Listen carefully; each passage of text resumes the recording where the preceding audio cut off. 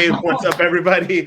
Hope everyone is doing good. Thank you so much for joining us for this amazing conversation that we're going to be having. As this is going to be sort of the icing on the cake for Black History Month, I'm super happy to have this amazing panel of individuals from all across Alberta and Canada to just have a discussion about sort of Black history and what does it mean to everybody who's at this kind of table today. And so before we jump right into this conversation, because I'm so excited to really unpack some of this value, some quick little housekeeping rules and tips as we kind of go through this discussion and conversation. If you have questions, please immediately populate that into wherever you're watching this, whether it's on YouTube. I believe this might be going live on Facebook or also on Zoom. So just, again, populate those questions as you see fit. And then at the last kind of half an hour for this discussion and conversation, we're going to be going through each questions. And so if you have questions directed to a individual on the panel, feel free to have that, or if it's for everybody, again, just populate that into the chat function and we'll kind of keep this conversation going. And then last but not least, please, it's social media. One of the most valuable and most powerful things that we can do is share. So if you could please share this conversation to people, email it out, quickly tweet it out, send it on Instagram, add it to your story so that we can just sort of expand this conversation and let a lot more others join and be part of this awesome conversation. So to jump right into things, I want to welcome all the panelists to this discussion.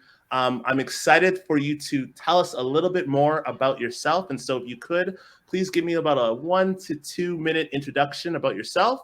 And then also, what are you currently working on kind of going into this new year as 2022 is just starting? So let me start off with Tomi. If you could please introduce yourself and tell us a little bit about what you're working on and what's going on into 2022. Hi. So yeah, thanks for having me. I'm really excited to be here and I'm excited for this conversation.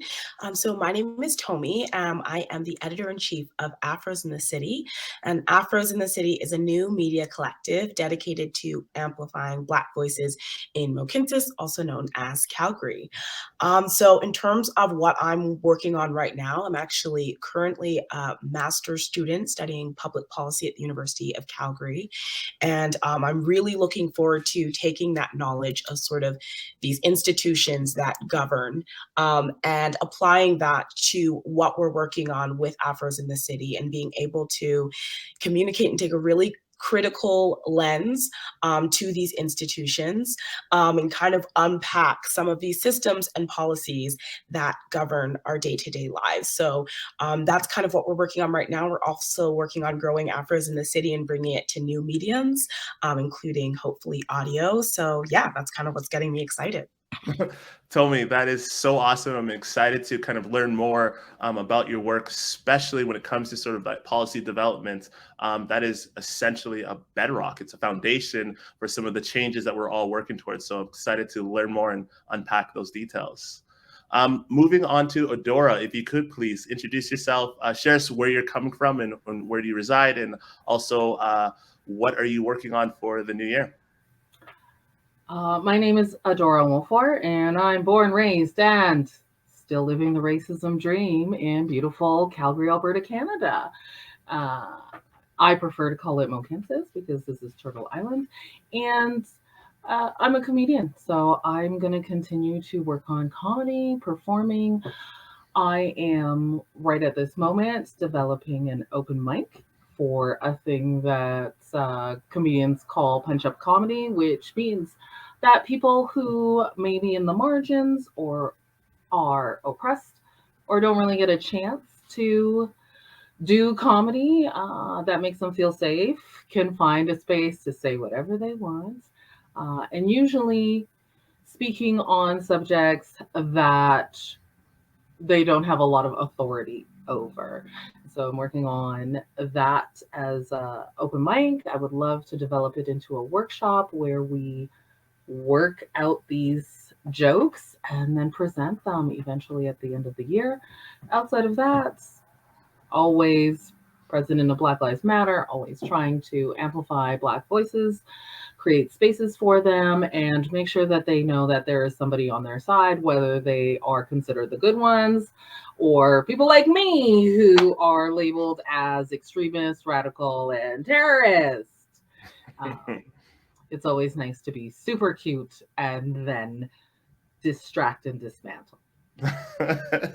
Adora, first off, I find it fascinating, and I'm excited to explore more about sort of your comedian take around sort of topics, but also I'm excited to dive deeper into your last points about how we're positioned sometimes into different lights. So depending on that narrative, depending on who's talking about the work that we're doing, in one light it's this, another light it's that. And so I'm excited to have you part of this panel, and thank you so much for joining us. Thank you. And then last but not least, Greg, if you could please introduce yourself, tell us a little bit about where you reside and what has you busy these days. Well, good evening, everyone. My name is Greg Frankson. I'm also known in poetry circles as Ritalin. I am based in the town of Whitby, just to the east of the city of Toronto, here in the Greater Toronto area, where I grew up. I'm straight out of Scarborough, and even though you took the boy out of Scarborough, you cannot take Scarborough out of the boy. So what have I been up to? Well, I'm kind of focused on achieving three main goals pretty much from now until they put me in the ground. The first one is around building. So it's about building community, building connections, building capabilities, building abilities for folks, depending on wherever they're at and the things that they're working on. The second thing is around publishing. And so when I'm doing that, it means all about this, Africanthology, Perspectives of Black Canadian Poets, which I edited and has poets from coast to coast, some of the biggest names like Olive Sr. and George Eliot Clark and Afua Cooper, Wade Compton, Evelyn C. White, who wrote Alice Walker's biography, Rodney St. Eloi and some others in Quebec. All of these voices gathered together in poetry and in prose, talking about their experiences and their journeys in Black skin as Black people and artists in this country. And that is sort of the seed of what I envision for a national not-for-profit that's working on similar types of projects called Africanthology Canada, which kind of leads into the third piece, which is around legacy. And what is the kind of legacy that we're going to leave behind, that we create, gather together, and amplify for the benefit of people who are around today and for our kids and our kids' kids. So that's really what I'm really dialed in on in 2022.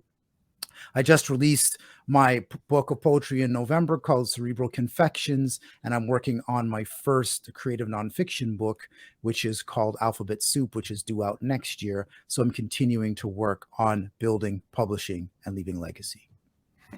Huge, Greg, and thank you so much for sharing all of those assets and items around. I think it's super important more than ever for all of us to start the process of creating our own platforms, creating our own narratives, and taking control of that. And to see you bringing that to fruition within your space and industry is phenomenal. So I'm excited to learn more about what's in those books and also in sort of your vision around sort of bringing that legacy. So thank you so much. So as we're about to kind of start, again, just a reminder for everyone listening in and tuning in, please, this is a great opportunity for you to ask those questions that you might wonder, ask those questions from all of our panelists in terms of their lived experiences. And the bigger topic, the bigger theme of what we're trying to unpack today is kind of that Black perspective and that Black sort of point of view when it comes to sort of history as a whole. And so as we're now going to sort of jump right into things, I would love, Greg, for you can kick us off. Looking back, especially of us just coming off of February, I really want to know sort of what does Black History Month mean from your perspective? And what does that look like kind of moving forward? Well, I think first and foremost, Black History Month means that I'm going to be busy, I'm going to have work, and that March rent will be paid. That is the first thing that Black History Month will mean. And I start with that specifically. I start with that intentionally. There's a point to what I'm trying to make there, right? Which is When I talk to folks about this time of year, I say, listen, I am in the middle of what I refer to as Black people high season. It starts Martin Luther King Day, and then it ends March 21st. So we still in it. We're sitting here on a panel talking about Blackness in the middle of Black people high season, because this is what happens. Folks get themselves focused on what we're about and what we're doing for that 8-week period. Folks are real lit up about it. The rest of the year, not so much. And so to me, what Black History Month represents is a fail-safe, fallback, comfortable position for our society to say, we've got a slot. And that time slot is when we talk about Blackness. And what we're in that time slot, and we feel good about talking about Blackness during that time. And, when we can reflect on, the Underground Railroad and the legacy of slavery and how civil rights came to Black folks. And maybe we'll talk about some of the other things that actually have something to do with Canadian Black history. Maybe we'll get around to that. But those are the three things we really want to talk about. And, and then the rest of the year, we just kind of have to hope for the best and, and struggle, essentially, especially for those of us who are creative professionals, to struggle to have the kind of prominence and activity that we have during that time frame. And so for me, what I see is Black History Month needs to become a Black History 365. People talk about this all of the time, but it's a reality. And I have ideas about how to make that happen, but we need to stretch that time period out so that folks are thinking about Blackness year round, that Black folks are thinking about how they can position themselves on that year round, and how we can all work together and collaborate to elevate that throughout the entire calendar year, and not just from late January until the beginning and halfway through March. Greg, I have to applaud you for that, because that is such a real perspective, especially in this kind of modern day world that we live in, where we get just pummeled with just opportunities, activations, and then it just comes to a screeching halt. And so I have to applaud you for sharing that real perspective of sort of these kind of months and what does it mean from your perspective. So thank you so much for that. No worries. Adora, kind of in a similar vein, I really would love to hear sort of what is your perspective and experience of sort of what does Black History Month sort of mean to you, and sort of what does that look like in terms of your activations, or what gets you excited, or what are moving forward into the year? Yeah, similar to Greg, Black History Month. Everybody knows who's Black that month. Everybody is looking for people to put in extra energy and effort. But for me, Black History Month is celebration, because I'm Black every day. And so if we're going to highlight it, why shouldn't I enjoy it? And I am slightly different because I am involved with women's movements. So January starts off running fast all the way to the end of March, and I don't necessarily get to talk about Blackness the whole time, but I'm Black, so I will. And quite frankly, as of recent, probably since in 2020, busy. 2021, out of this world busy. Mm-hmm. I had no downtime. And so was I celebrating? No. But probably about 2018, I decided that Black History Month for me, celebration, and I want to talk about Black futures. So Black Futures Month. And the reason being is because, again, I'm Black 365. And I feel like Black History Month is really focused on the narrative of Blackness from the Black American point of view, which is very important. However, I get to be Black, and we get to talk about Black as a whole history. So there are so many things that we can talk about outside of the transatlantic slave trade experience. We should really be talking about all kinds of Blackness. I'm lucky enough to be Afro-Caribbean and Canadian. I call myself a Nigerian, Jamaican, and Canadian, all three and nothing less. And so for me, I'm saying this here so other Black people don't have to say it. If you don't book me personally, other Black people, please feel free to do whatever you like. If you don't book me by mid-December, I'm not coming during Black History Month at all. If we have not started that process and finished it by the middle of January, there's no way I'm showing up, because I feel like Black people need to start focusing on themselves. And Black History Month has really been surrounded in educating people of privilege, or white folks, or I'm not going to say the rest, it stays in my head. And why? Why am I doing all of that for whiteness that really is only connected to power and does not want me to have any of it? So for me, it's me and Black people having a celebration and figuring out what we want to do for ourselves in February and how we want to amplify that throughout the rest of the year. Happy Black Futures Month. Oh, and I feel like we are doing this on March 4th, which, of course, why not drag it? We are not late. We are just taking a little extra as we deserve. 100% Adora. And I would love to actually just to quickly prime you on two kind of quick follow-up questions. For the ones who are just not fully aware, if you could you dive a little bit deeper on what is this Black Futures Month? Because I know it's a phrase that a lot of people actually don't really fully understand. And then number two, I just want to kind of really stick and commend you on the notion that people don't understand how at times taxing Black History Month is for us, Black Canadians, as we're just overwhelmed at times with our daily work, with all of these projects, and the process of educating the people who don't identify as being Black, which is an opportunity, but also a challenge. Because when we have to now put that weight on our shoulders and then unpack at times that emotional trauma or weight with some of the questions, with some of the responses that we're unpacking, it's a challenge. And that's a gross understatement. So I just want to highlight that and just stress, thank you so much for pointing this out. But yeah, for the ones who are not fully aware, can you unpack a little bit about sort of what is this Black Futures kind of concept, and where do you, like, what's from your perspective, where is that going? Right. So I say Black Futures Month because when you believe in your future, it looks different.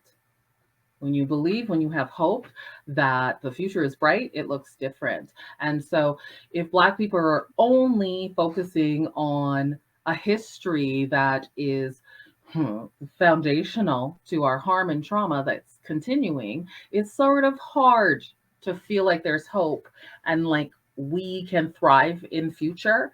And quite frankly, if you're Black and alive, you are Black excellence, and your future is bright, even though there will be trauma.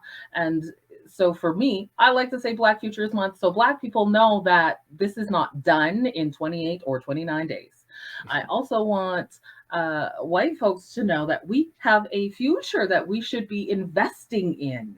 We should be paying attention to that. We should be having support to ensure that February 28th or sometimes 29th, that's not the end. And if we are going to be doing something that's focused in Blackness, why only pain? Why am I focused on creating space that makes folks who have privilege over me only because of their skin comfortable and safe? Nope, we do in brave spaces here. So if you want me to come, get ready, because I'm going to say whatever I want because I'm undeportable. It's a privilege that I have.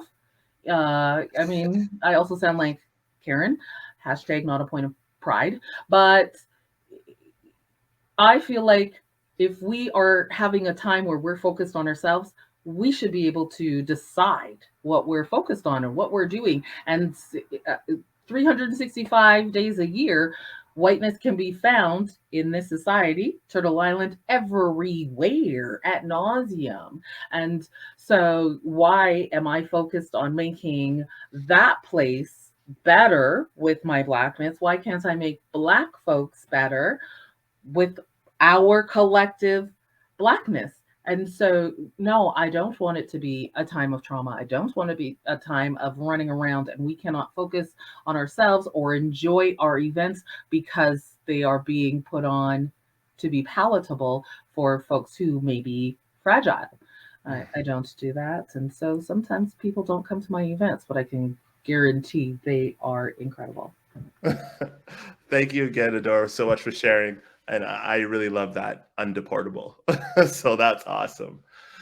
Tomi, moving on to yourself, would love to kind of learn a little bit more again about sort of what does sort of Black History Month sort of mean to you from your perspective, and what gets you excited about it? What do you face as challenge, or kind of what is your perspective of this month when it comes to Black History Month? Yeah, I think both Greg and Adora have expressed so well a lot of the sentiments I feel about this. The importance of Black Futures Month, the importance of not always borrowing from the African American experience in that narrative and actually telling a distinctly Canadian story. And I think in terms of I really want to kind of just highlight another aspect of some of the burden that comes with it, because I think Adora really beautifully highlighted these two components, the sort of commercial aspect of Black History Month, and then what it means for us and what it should or could mean for us. And so I think on that sort of commercial side, some of the additional burdens that come with that maybe non-Black folks don't quite understand as much, is that we are fully aware that when you call us up, nearing end of January, we're fully aware that we are an item on your content calendar. Like, we're fully aware that we're there to kind of serve a specific purpose for you. Yet in some way, we kind of are tasked with this job of saying, no, I'm here to kind of present some real truth and kind of act like we're in this together and we're fighting some battle together, and together we're going to make a difference.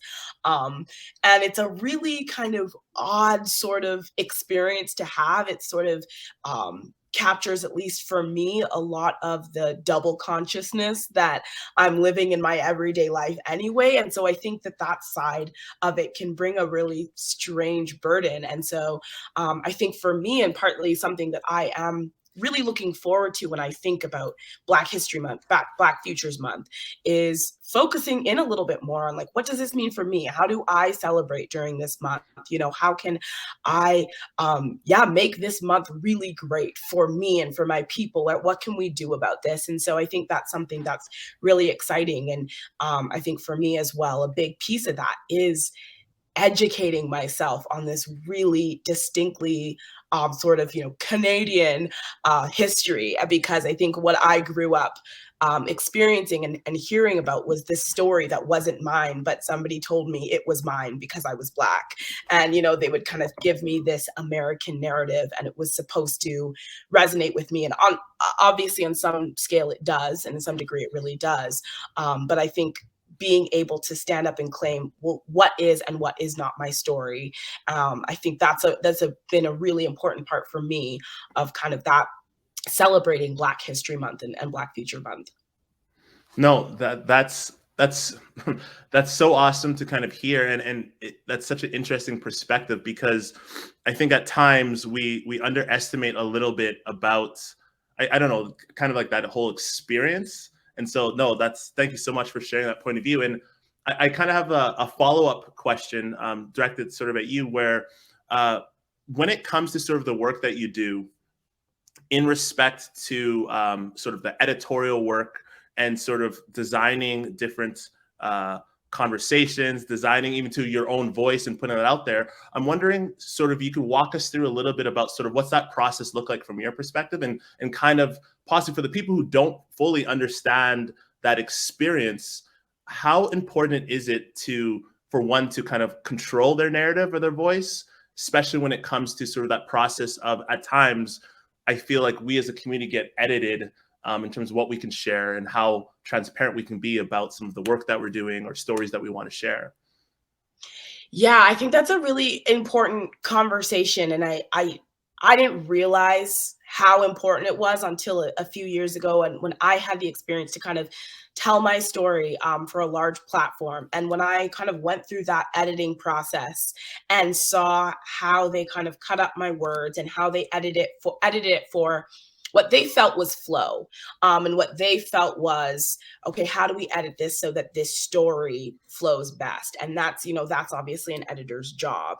But on the other side, I'm kind of seeing these edits and I'm saying, this is really fundamentally changing what I'm saying. But how could you know? Because you're a white editor and you don't actually understand what I'm saying. You don't understand the nuance in these two words that I've put together the way I've put them together. And I think I'm starting to realize, as somebody who's in, that editing position, how important it is to preserve somebody's story and preserve somebody's words. And it's so tricky when you have a job as an editor. You don't actually realize how much gatekeeping power you have. And you're sitting there thinking, I'm editing this for grammar, I'm editing this for flow. But so much of our stories live in how we tell them and not just what we say.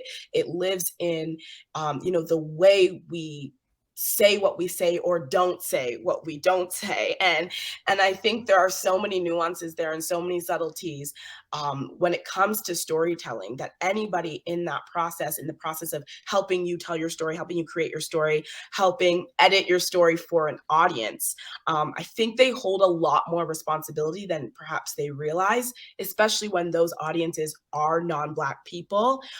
Because as that person in that sort of gatekeeping position, you're thinking, well, how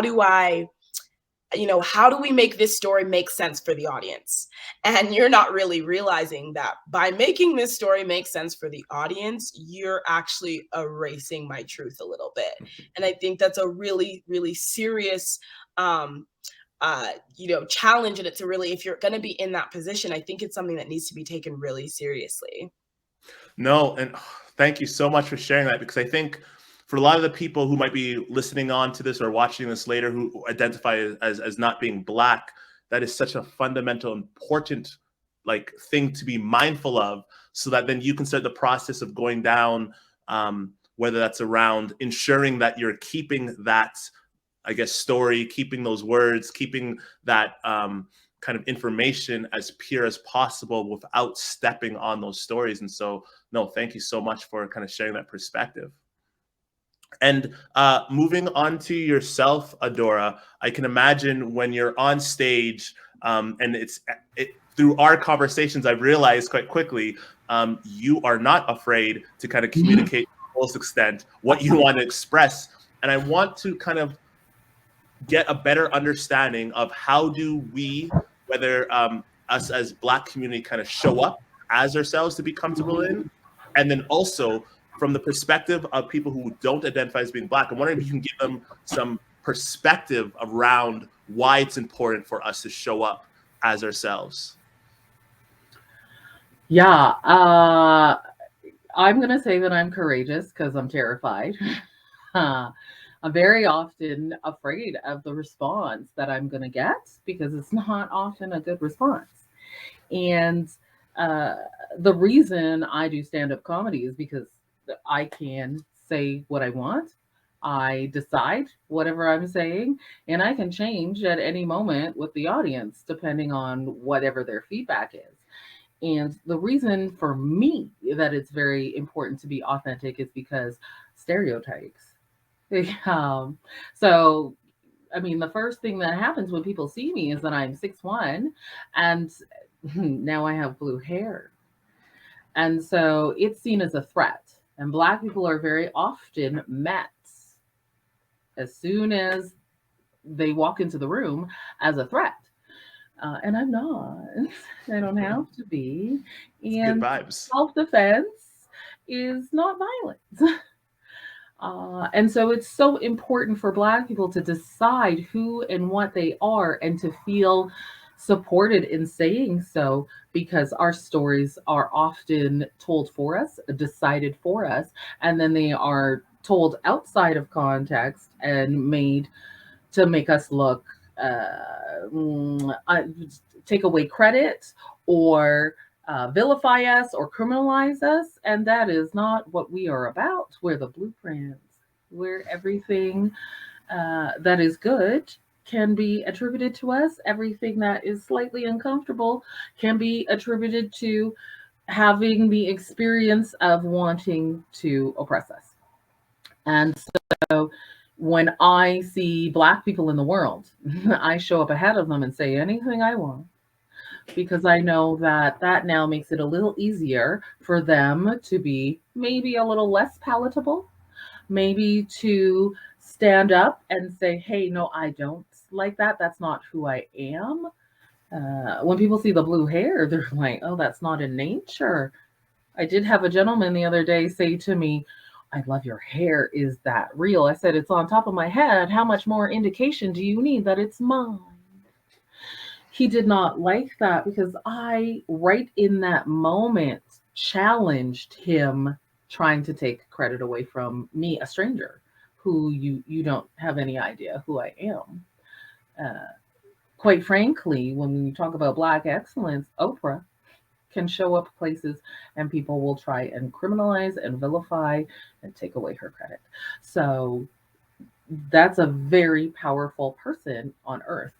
And if her skin is going to separate her from who she actually is, what she actually does, and what she thinks about herself and her experience, it's ridiculous. So it is so important for Black people to tell their stories, represent themselves, and tell their stories how they would like. That also means the story is not going to be the same. We are not a monolith. It also means that not everybody's going to like the story.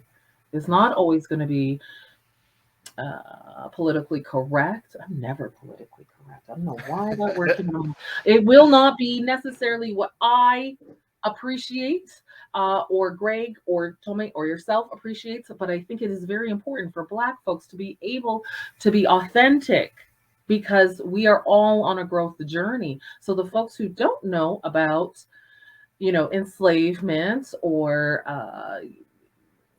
civil rights movement, et cetera, et cetera, it's time for them to understand. People who don't understand about being an African, it's a continent, not a country. So I'm Nigerian, 400 plus tribes. We will never be doing the same thing. It's really important for me to say how my experience impacts the world, your experience impacts the world, because we are intrinsically valuable. It does not matter. I want to say I'm $100 bill because that's the biggest bill that I know.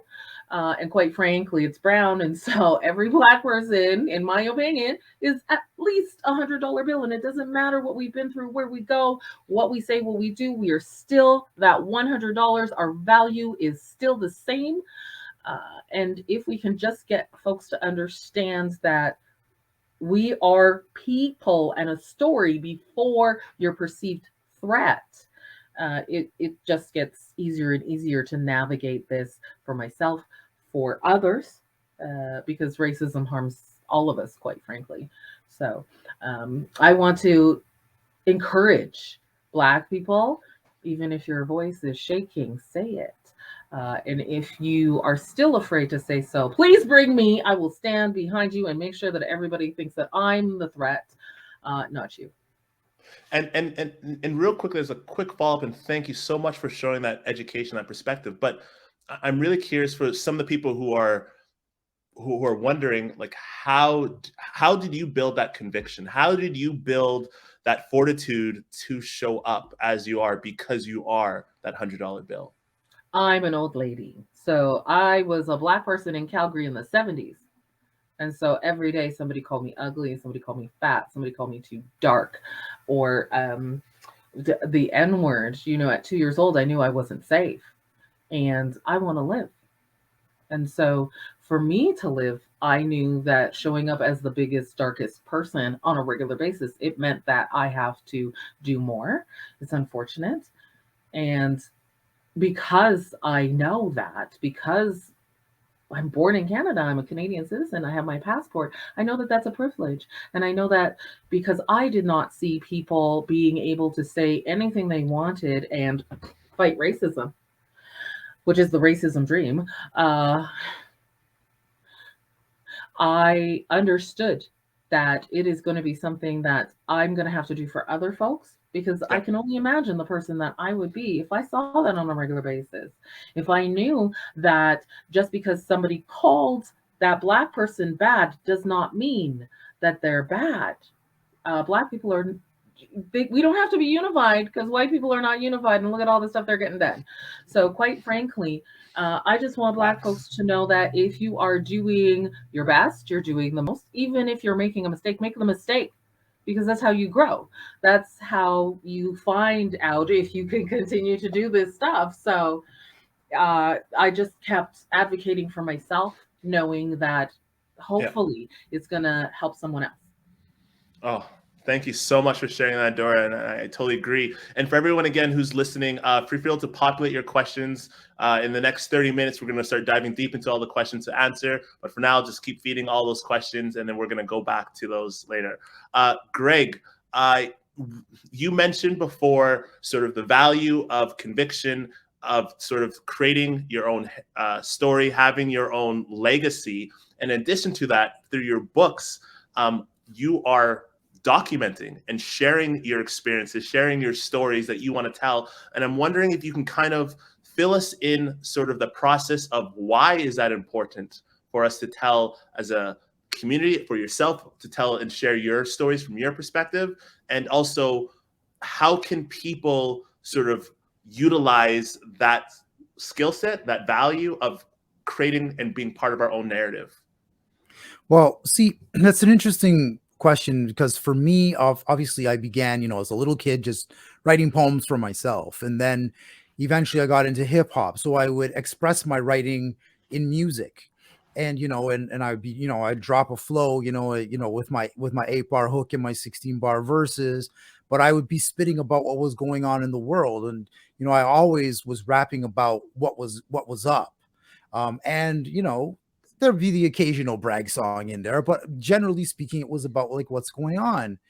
And then I discovered spoken word poetry, and I sort of got into that, and and began to compete in slams and to travel internationally doing this work through the sharing of spoken word poetry, not just about racism, not just about my story, but also about the mental health issues that I live with as a person who lives with depression, anxiety, and ADHD, and just and being open and honest about those experiences. And now as I transfer that over into creating anthology and creative nonfiction, which is sort of where my creative journey has taken me, it's not just about, do I get to talk about what I think is important based on what I know, based on my own personal lived experience. It's about, what is it that we wish to carry forward as a community of communities? Because as was said, we are not a monolith. We have different experiences and different diversities and different challenges, but in the aggregate, we can tell a story. And so how do we aggregate what is happening within our community and share that out so that people can get a sense of the nuance that Tomi was talking about, so that people can get a sense of the diversity of people even sharing a national ethnic heritage, as Adora was saying, that you can be from Nigeria and you could be Ogoni, but you are not having the same experience as other folks. You know what I'm saying? Because there are so many different groups that are just in that one country. And then there's dozens of other African countries. And then there's dozens of Caribbean countries. And then there's the experience of what's happening in the United States and Canada and the UK. So there's all of this that's happening. And the people are moving back and forth between those places. You know what I'm saying? Some folks are living in the States and then moving up here. And then they move to the UK. And then they're living in Trinidad. And then they're living in Ghana. And then come back over here. And then go over there. So people are going all over the place, right? But they're accumulating experiences along the way. They're getting some bumps and bruises along the way, and they're having some moments of epiphany and joy and triumph and flourishing along the way. So there's all of this different thing that's going on. So what do we have to do?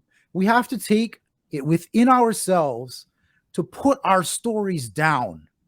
And whether we put them on paper like we do in books, or if we put them into different aspects of social media where they can be accessed by a broad audience, or if we create them into other digital resources that can be shared via email or be posted on websites or whatever that looks like, when we can take stuff that's out of the archive and make it live, or if we can talk to our elders and capture their stories digitally so they never die.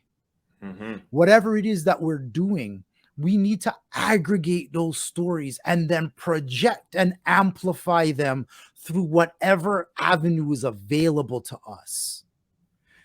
Because it is in that way that we get to tell the Black Canadian story. I'm tired for year about the Underground Railroad, how people are coming up and arriving in Upper Canada, and they set foot on the Upper Canadian soil and they reach the North Star and they're free. But nobody wants to talk about how Governor Simcoe's law did not free the slaves that were already enslaved in Upper Canada, and those people are escaping south to freedom. But nobody wants to talk about that in our history. We have to talk about those stories.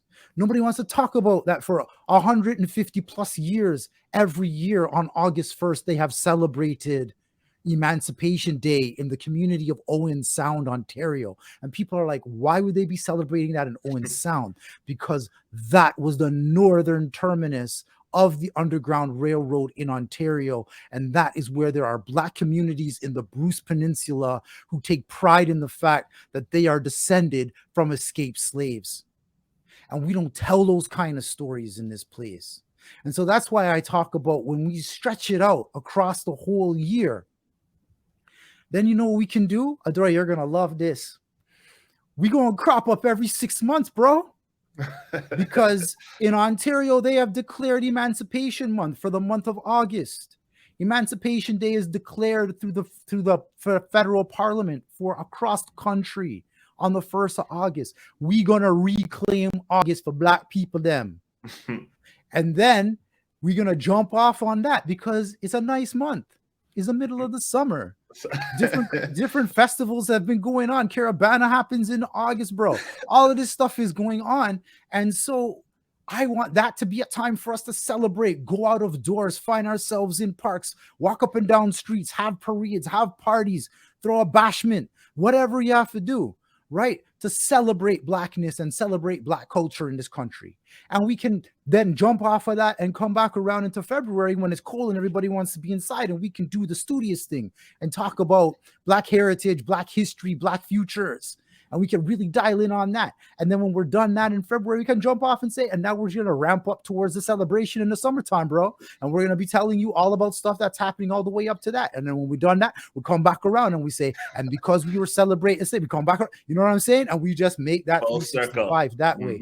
But all of that is foundationally rooted in the stories that people are telling about their ancestors, about their contemporaries, and about what they want their future to look like. Great. Powerful. Thank you so much for that breakdown. And what gets me excited and really distills a lot or hits home a lot of what you just said is just it's more than just a month. And seeing sort of these other channels of celebrations and connecting one another, and through all of that being interweaved through our stories is really that way forward. So thank you so much for going into such great detail around everything. And I think that's awesome. Oh, thank you. I want to take this kind of next 15 minutes to kind of really open up and really break down some barriers amongst all the panelists that please just chime in and let's keep our kind of conversations or tidbits to about like 30, 45 seconds because I want to go through a little bit. But for everyone on the panel, I think when it comes to Black History Month, or more importantly, when it comes to sort of people consuming Black History Month to its full extent, whether it's around the stories that they're hearing, getting exposed to new pieces of information, knowledge that they're not aware of, I'm wondering from your points of views, what are some key pieces of information that people should take in from this information, and how can they participate? how can they actively engage with the Black community in any capacity? If you could just share from your perspectives, what would you think would be a good way for people to engage with this community around them when it comes to sort of the Black community here in Canada? And maybe we'll start off with Tomi, if you want to kick us off with that. And please feel to jump in, Adora and Greg, as Tomi's like kind of wrapping up. Yeah, I would say just really look into the community and find Black made stuff and get your information from that. You know, it's these platforms, these larger platforms that, you know, have a huge audience. They'll use February to kind of like go through their book and, you know, find the first Black person they know and hit them up and kind of get their voice and their perspective. And I think that's where a lot of people get their Black content from. So I'd really encourage you to find, you know, Black organizations, find Black content, find people who are, as Adora said, Black all year round, and can really offer you that, you know, meaningful perspective and take, again, not just 1 month out of the year. No, you know, and I also think, you know, just building on what you're saying, Tomi, that folks need to show up prepared. Listen, Black History Month is not my time to take out my teacher hat and sit down and teach you about me. That's not what this is about. If you want to find out more about what you've already learned, I'm willing to have that conversation if you show up educated already. So take it upon yourself to find these resources and to tap into them and learn a little something, and then come and ask some questions and we can have a conversation about what you've already found out. Like, that's a better conversation than show up and tell me, hey, I would really like to know about Black people. What can you tell me? That's not the conversation I'm trying to have with you in Black History Month. I agree. Yeah. I would jump in and say that people need to put their feelings about Blackness to the side and really understand that you don't know and you don't get it. And maybe that's uncomfortable, but imagine if that's your every day. So this is your moment in time to make these people feel really comfortable. None of this, that doesn't smell good. No, I don't like how this tastes. No, I don't. Why does your hair look like that? Stop, your bum is shaking. None of those things. You take those back to your house and process them, because like, your feelings are valid, but not for me to process. Not when those feelings bring up your fragility and then I have to make you feel safe. No, no, no, no, no. It's my celebration. This is my birthday cake. You are not blowing out my candles. And so I would really say, shh. Shh. If you don't understand, we can have a conversation in March or April or May or June, July. And, you know, if you do feel uncomfortable, that is your moment to know that, okay, this space is not supposed to center me. It's supposed to center these people who don't very often get a time to be centered. So you can leave quietly, find, you know, if you have a Black friend who brought you, maybe you tell them, hey, I'm going to send you a bottle of wine because I'm leaving. I want wine. Whatever folks want, you send it to them. But yeah, don't make yourself the center, because whiteness is the center at every moment here. And that's why we don't have a white people's month. I'll say that for folks. And thank you so much, and for everyone kind of like bringing those like perspectives. And I really want to chime in as well, because I mean, it's 2022. It is so easy to follow, find information, be part of developing what we're all kind of articulating in different ways, a relationship, so that through this other 12 months of the year, we can support, we can engage, we can educate ourselves all around these individuals, around this community. And so I think all of you had such huge value to kind of say around that. And sorry, I just wanted to jump on really quick about what Greg said, because I really, really liked that. You made a really good point. Like, we want to have interesting conversations. Like, we want to be able to enjoy these conversations too. And so if you're showing up and every time, you know, we're having a racism 101 conversation, like, that's not fun. Like, that's not fun for us. Like, you know, we want to be stimulated. So I love that aspect of like, yes, like, come educated, come prepared, and let's have interesting conversations. And I guess to everyone on the panel, it's like, what would be an interesting conversation from your perspectives to have? I think one conversation that I have had, which I did find, somewhat mentally stimulating, was why don't why sorry, more about like the stories that are being told and not being told that come out of the prairies, because there is this deep and rich history of Black folks on the prairies. And so it was one of these things where this person's like, I discovered this story, and I'm like, and it's like, and I had no idea that there were all of these Black communities that were based out in the prairie provinces. It's like, why don't we learn more about the history of Black people on the prairies? I'm like, that's a more interesting conversation for me to have, because you've shown up and you've shown me that you've done a little bit of reading. Obviously, you don't understand all the issues and the intricacies and nuances, but at least you have the info down, right? And you're asking an interesting question because you're talking about it from your experience of your own schooling, to say this was something that was never brought up. And you're really like genuinely interested in finding out, well, why the heck is that the case? And has that changed? And if not, how do we change that? Because this is a really interesting story. And I'd love to learn if there's more of this out there. That's a better conversation for me to have than, hey man, I heard there were some Black people on the prairies who did like some cowboy stuff. What's that about? You know what I mean? I'm not trying to have that kind of a conversation, but if you bring it to me in a more interesting way, I'll engage with you in that on that more interesting level. You know what I'm saying? Adora, Tomi, Bobby, you feel me? I wholeheartedly feel you, because again, it's about approaching us just in a manner of like, I always use that word, relationships. And Adora, I'm curious from your point of view, especially since you're consistently on a stage, and I'm sure a lot is being thrown at you. Like, I'm curious, like, what does that look like from you, especially being from Alberta, a prairie province, of the kind of like showing up in that fashion? Yeah, I probably it's probably not gonna sound nice. Quite frankly, I want to have conversations with Black people. I want to have conversations where I find out what Black people are interested in, what they're doing, what they love. Please, please, please don't ask me where I'm from again. Do not ask if you want to know about me. Don't ask me where I'm from. Don't ask me about my hair. Ask me what the last interesting book I read, or what I want to watch, in the movies, or what I'm working on in my life. Those are interesting conversations to me.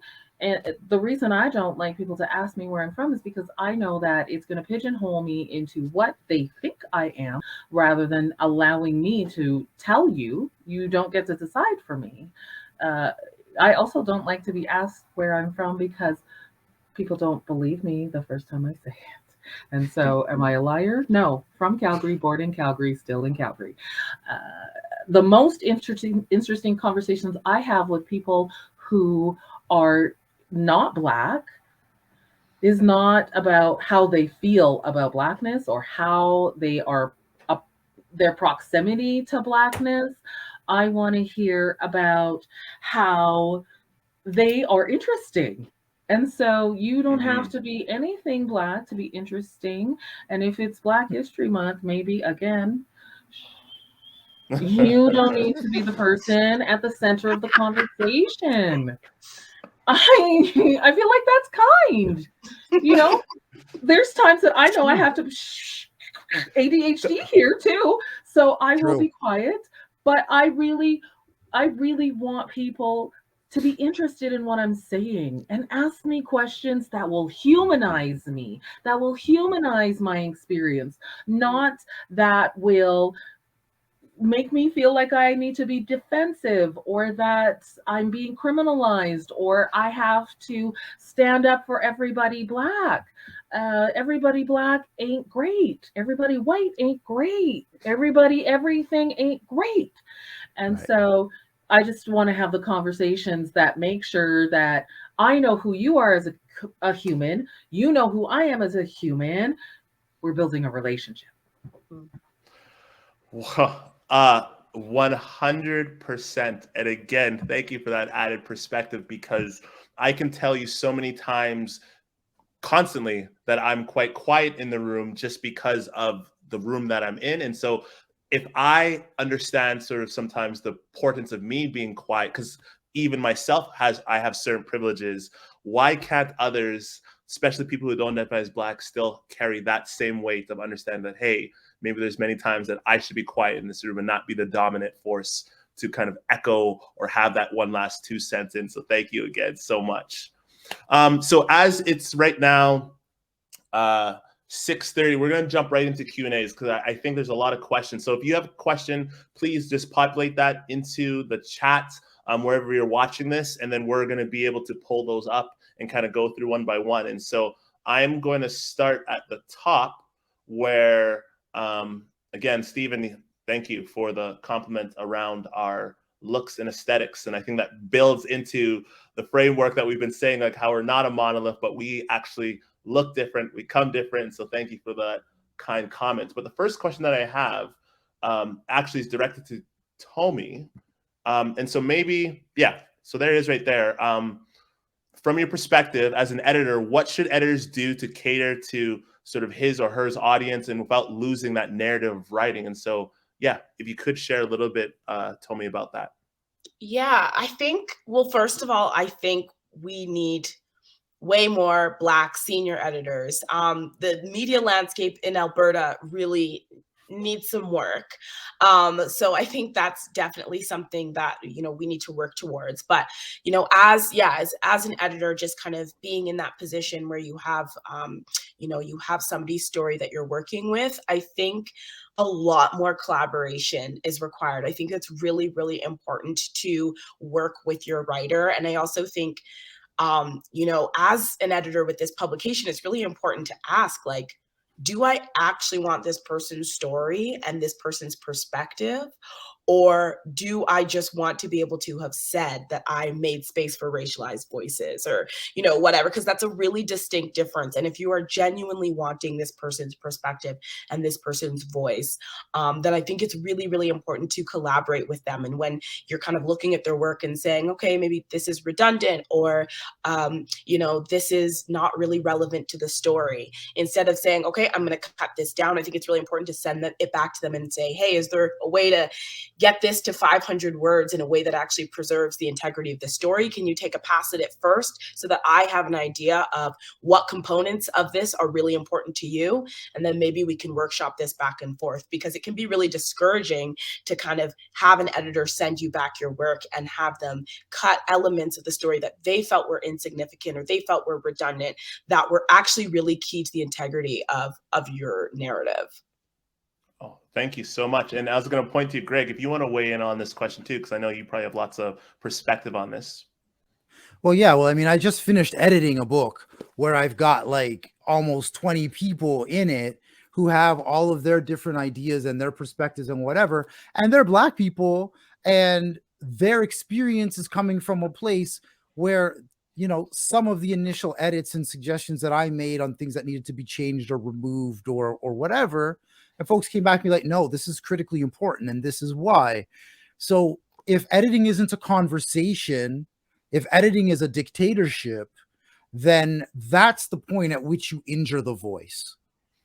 And I think that more than anything else, we have to treat the editing process as a collaborative, cooperative conversation, as opposed to, this is what I need to see as the editor. This is the editorial voice that I'm seeking to go forward. And I don't have space to accommodate your fifis in the midst of all of this.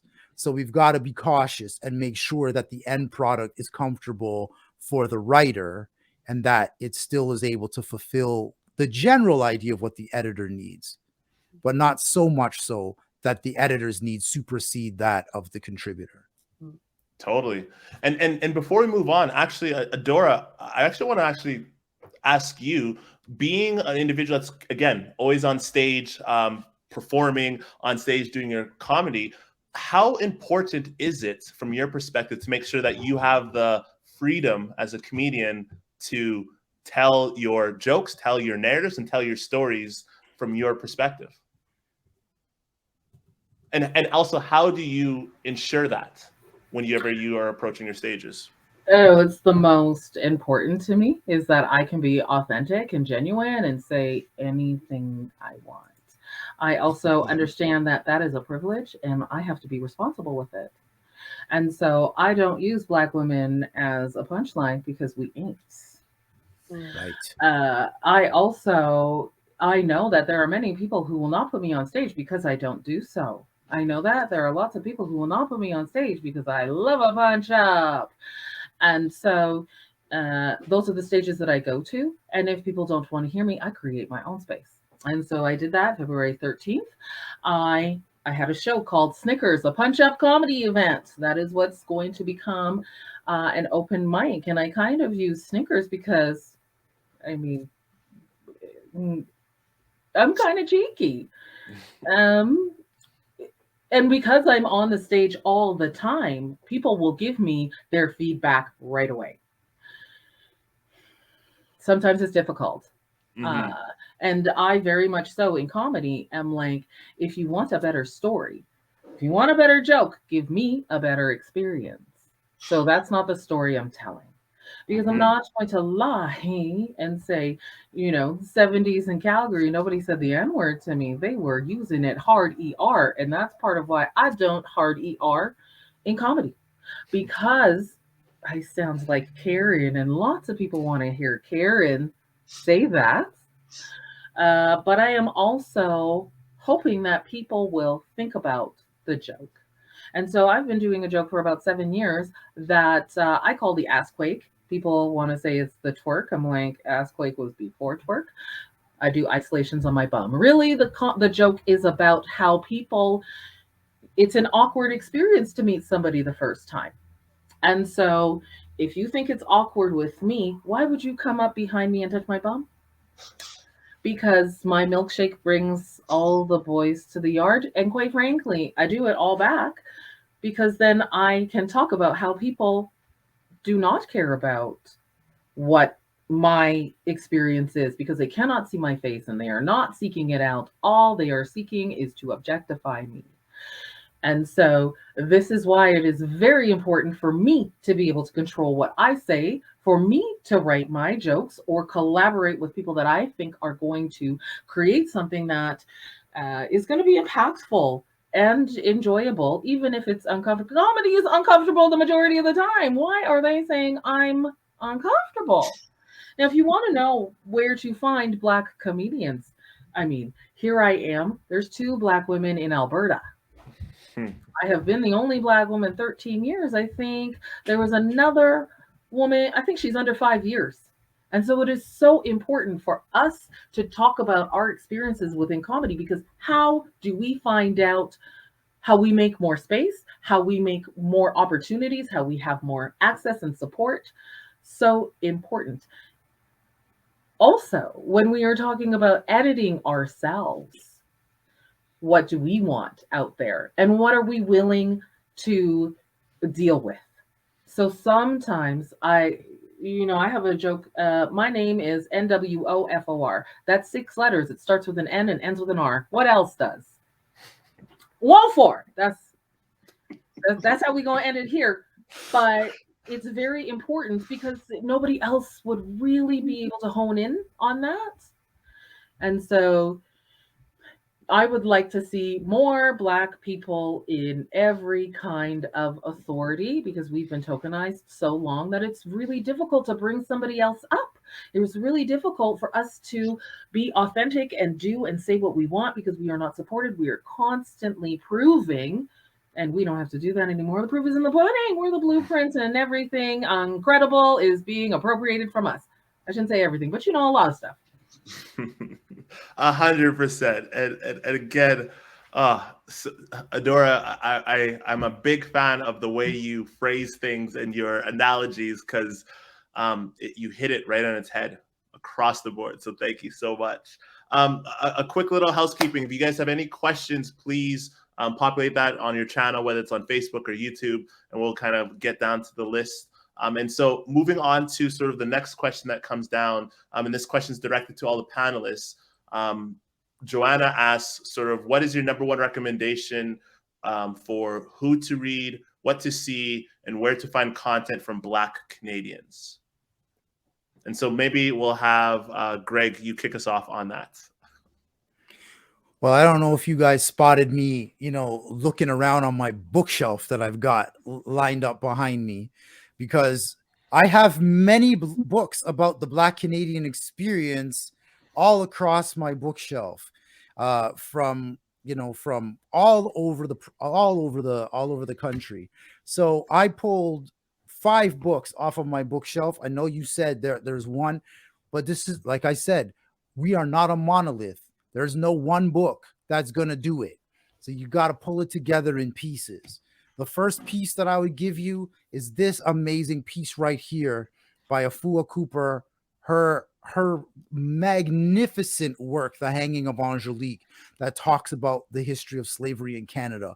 And I say we start here because, of course, with so much that happens in our community, it begins with slavery.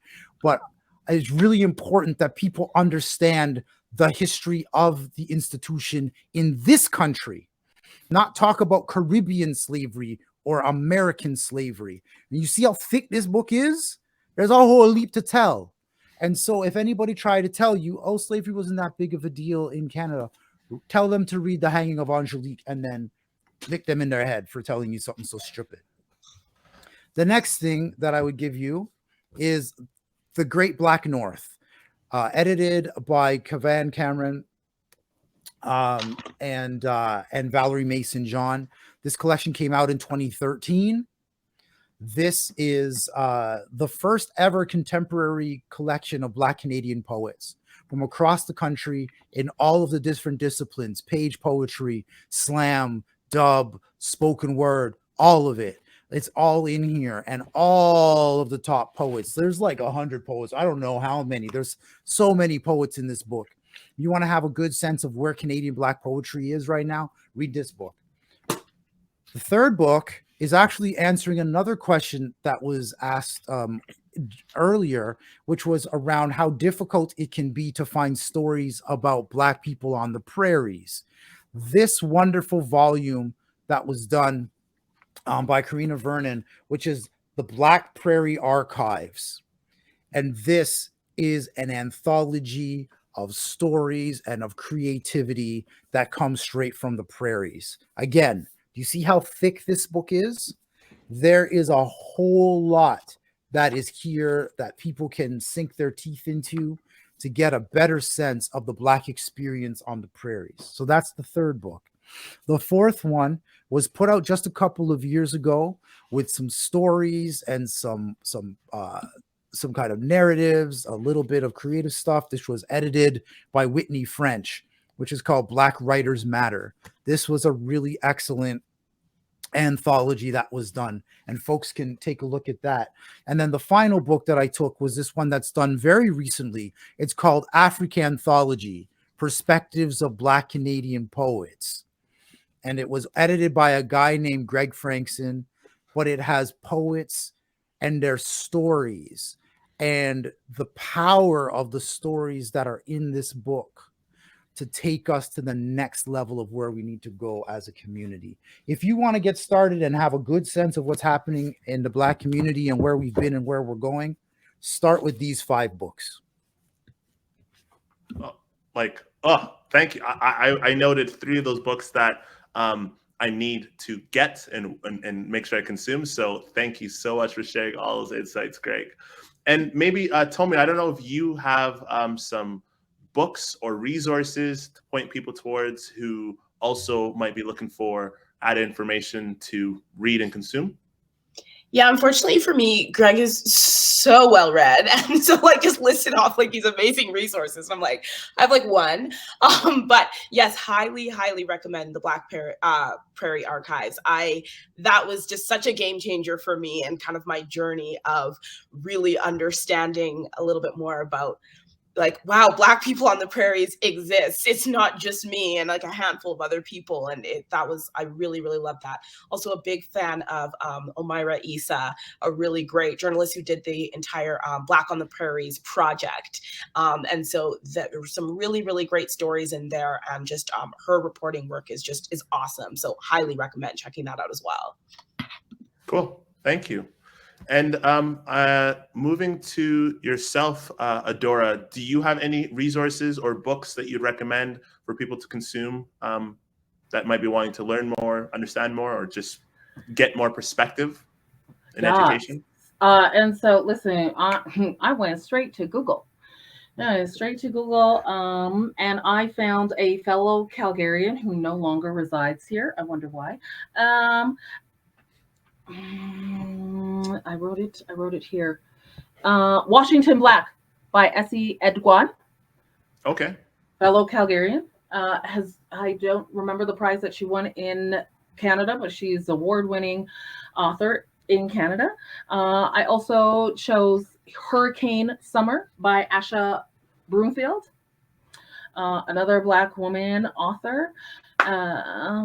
Angry Queer Somali Boy, a complicated memoir by Mohammed Abdul Karim Ali, because Black queer stories, we don't hear them enough, and queer is African, queer is Black, and deserves to thrive and have full whole lives. And then my friend just put out, oh geez, of course I'm gonna for Saga Boy by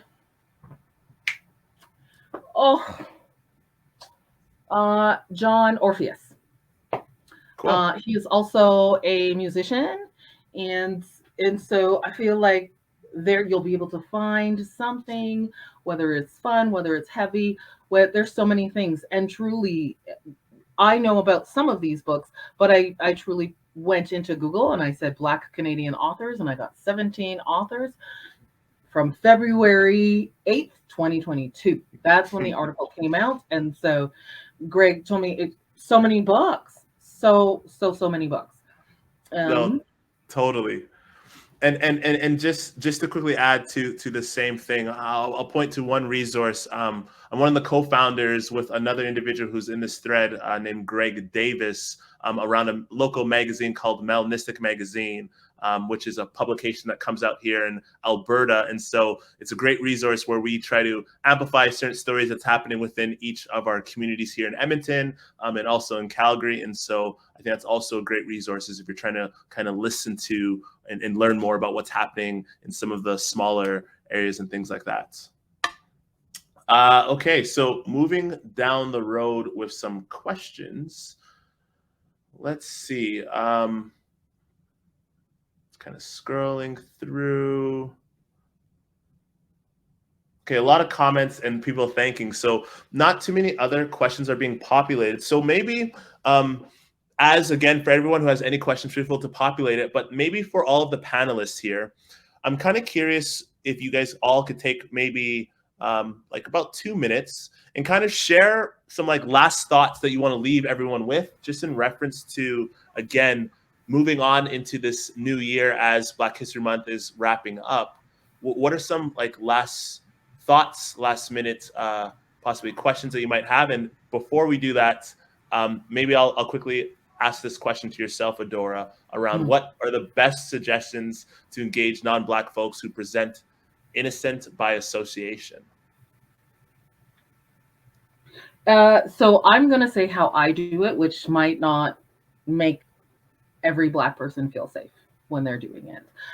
If somebody tells me that they're innocent by association, I ask them, do you want to be Black?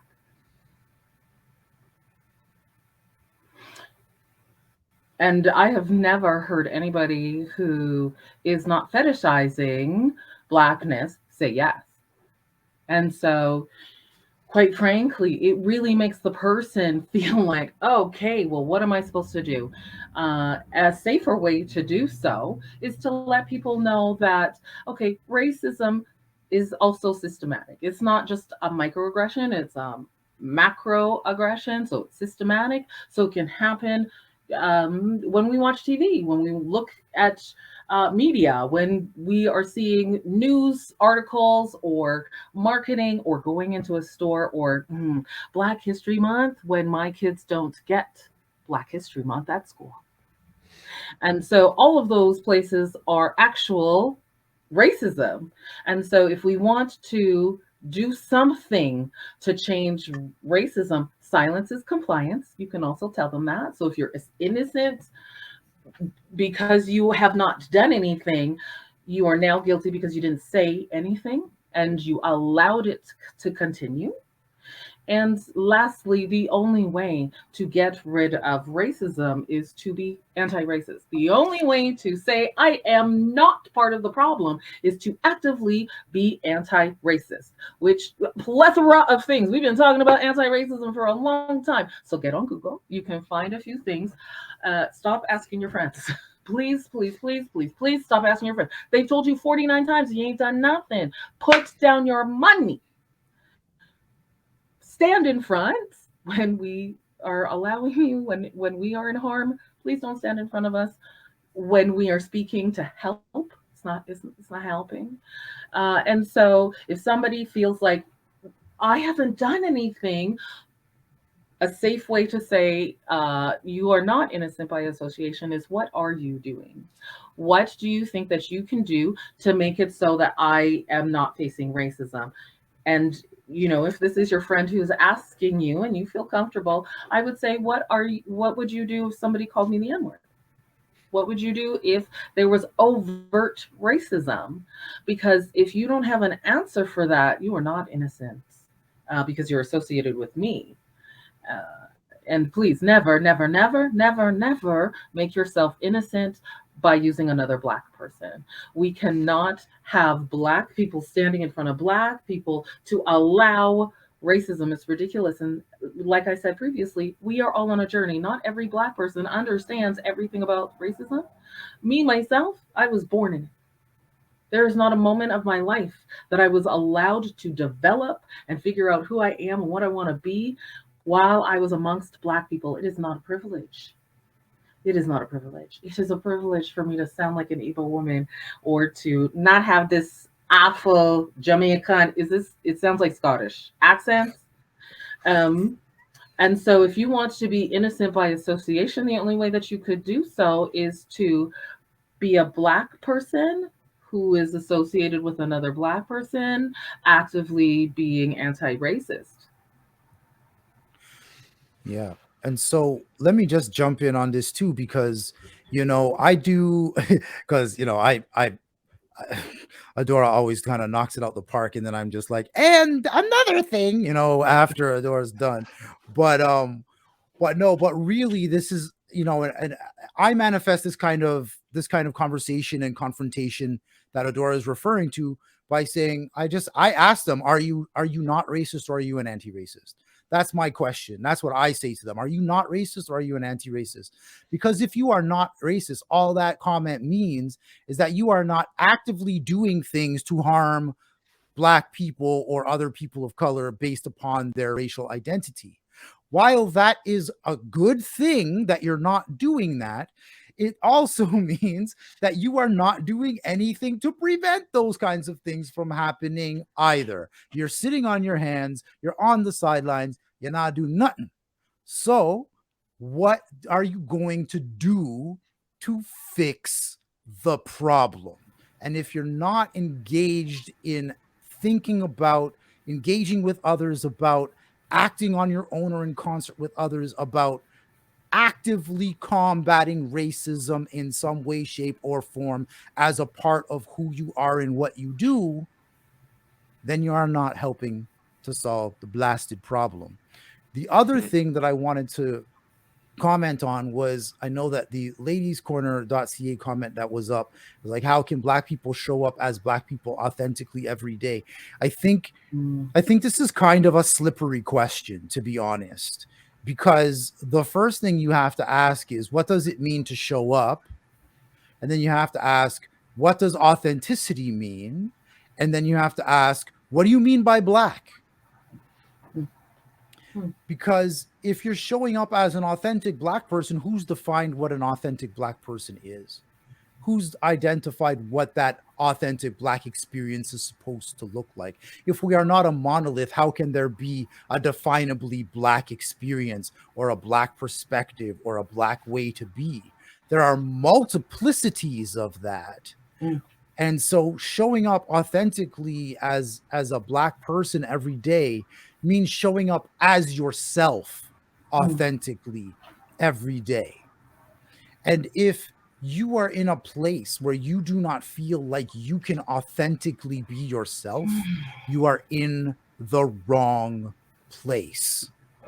Find that place where you can authentically be yourself. And when you show up in those places and in those spaces, and you are doing so in a way in which you are expressing your Blackness, then you are authentically showing up as Black. There is no other way to define it. I can't tell you how to be Black. Your mother can't tell you how to be Black. Your school can't tell you how to be Black. The Prime Minister, blood seed, the Prime Minister cannot tell you how to be Black. So that's what I would say to that. I think Find yourself. Sorry, Yeah, no, go I ahead. don't want to cut you off there. I think that, this question also speaks to a really important, something that, so many people take for granted, which is the notion that everybody knows how to be authentic and everybody knows how to be themselves. And, Adora kind of mentioned notion to this a bit earlier about sort of having not having the luxury of kind of not being born into this. I remember having a conversation with my mom and her saying, I didn't know I was Black until I came to Canada. I was just a woman. I was just a person. Whereas for me, I didn't know my own humanity until I was an adult. I did not have the luxury of seeing myself as just a human being. The second I was born into this world, because I was born into whiteness, I knew what I was. I knew I was something other. I knew I was something that wasn't going to work. And I had to spend my whole life fixing it. And I built my entire personality, I built my entire identity around fixing this problem that I had. And that problem was me. And so I think the question of, how do we show up authentically, that one really hits home for me, because I've been really trying to work hard at figuring out what that actually means for me, figuring out what does an identity that's not built around trying to disappear actually look like? Like, how do I actually show up in a way where I'm not trying to erase myself constantly? And I think that that's something that a lot of Black folks who were born here and maybe weren't surrounded by a Black community have to wrestle with every day. Oh, all of you are just hitting such important points, notions, ideas, and conversations, because when I have discussions with people that are first generation, second generation Canadians that grow up in small towns and they're trying to unpack their identity, they struggle. When I speak to individuals that are coming from a different perspective, that are either first time coming to this country and learning how they're now being blanketed or putting on their shoulders these stereotypes, these assumptions, they're also battling that experience of then questioning themselves, and everything that everyone is saying is so important to kind of unpack, understand, and develop. As I'm doing a quick little time check, as we have about only 5 minutes, I would love everyone, again, just to go kind of around in a circle, to take 30 seconds or so to really, I guess, communicate any last sentiments, any last questions, any last thoughts that you want to share to everyone that's kind of online right now, listening to this, or who might be consuming this later. And if you want, please take like 30, 45 seconds. And maybe we'll start off with Dora.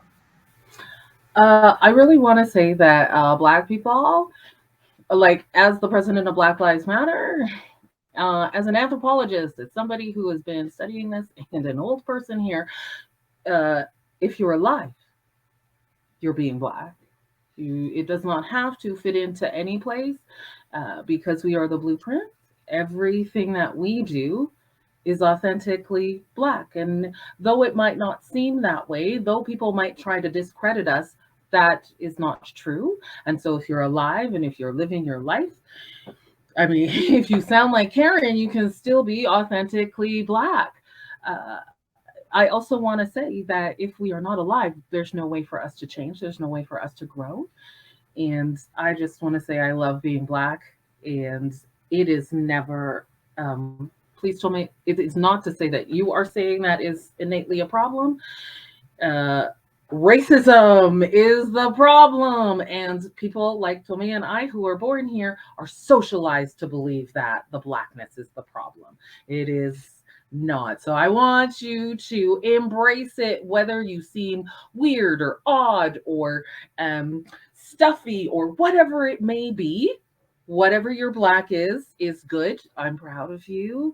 I want to reach out to Black folks. Quite frankly, I want Emancipation Day to be bigger than Carry Fest, and I'm going to try and do that here in Calgary, Alberta, Canada. So come find me. Let's make it 200, 300, a million people strong, bigger than Stampede. Oh.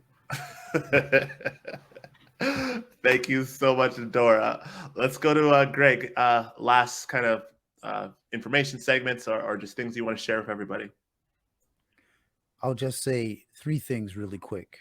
Number 1, get your copy of Africanthology if you haven't gotten it yet.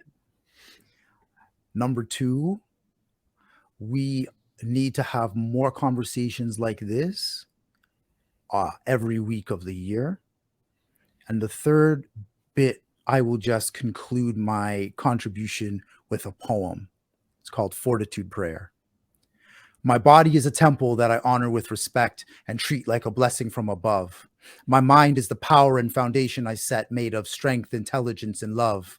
My life is like a canvas, my experience is paint, a work of art I'm proud to display. My soul is God's gift that he bestows without restraint and guides my heart through each day. Lord, grant us the wisdom, fidelity, and pride to clear our own paths to the light. And may we reach our goals with our people in stride who keep the same vision in sight. For when I'm at the mountaintop, the vista is clear, and Africa calls out its refrain.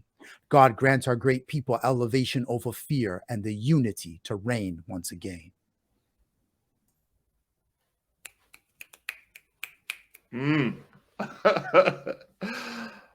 Tomi. That was beautiful. Thank you so much, everyone, for your thoughts and for this great conversation. I just, I want to echo what everybody's saying. I think more of these conversations, more opportunities and spaces for community so we can just exist without fear. I think Blackness is just so divine and beautiful and wonderful, and spaces like this just are so life-giving. And so, yeah, thank you for this. Thank you for everybody for coming to this conversation. And it's been awesome. Perfect. So as we kind of wrap things up, I just want to say thank you so much for all of the panelists for coming out, having this conversation, showing up authentically yourselves, and really sharing some insights, sharing some of your experiences, and sharing your knowledge with everyone today, because that is so important. I also want to shout out a special somebody, T, from Ladies Quarter Canada, for curating this group and for putting on this conversation, because without us being able to come together around these discussions, to meet one another, to hear some of our lived experiences, this is so valuable and provides us, hopefully, with a little bit more of inspiration, a little bit more perspective, and also an understanding that we're not alone, as we're all on a different journey, but going the same direction. And then last but not least, I just want to also say to Stride, I just want to also say a special shout out and thank you for allowing us to have this conversation, and for us for providing kind of this stage and opportunity to elevate these discussions and conversations. And as well, I want to put out a little challenge to organizations such as yourselves, and also for everyone that's tuning in, to dial up these discussions and conversations, not just at this time of the year, but throughout the year. I think if you connect with people and individuals such as like T to help bring these items to fruition, it will allow it to be accessible and allowed to be brought together so that it's that much more well attended, and that much more different voices and different conversations to elevate some of these experiences to ladder for a more engaged and sort of productive community as a whole. Because as we move through this idea of a stronger Canada, I mean, diversity is at the bedrock of that. That will only make us stronger and more important. So I just want to also thank you for being part of this discussion and conversation. And then last but not least, I want to thank all of the listeners out there. You know, it's Friday night and you could be anywhere right now doing anything out there because we're all busy, but you chose to be here to listen to this discussion, to learn more about these panelists. And I will actually, again, challenge all of you to follow and engage with all of the panelists because as you clearly hear, they're all highly educated. They're doing amazing things throughout their lives. And then more importantly, they're just starting. And there's much work to be done amongst projects, initiatives. And so I implore all of you for tuning into this kind of conversation. And I also, again, would push you all to follow these individuals, be part of the conversations, drop them a DM, and ask them smart questions. Thank you, everybody, for tuning in, and hope to connect with all of you soon.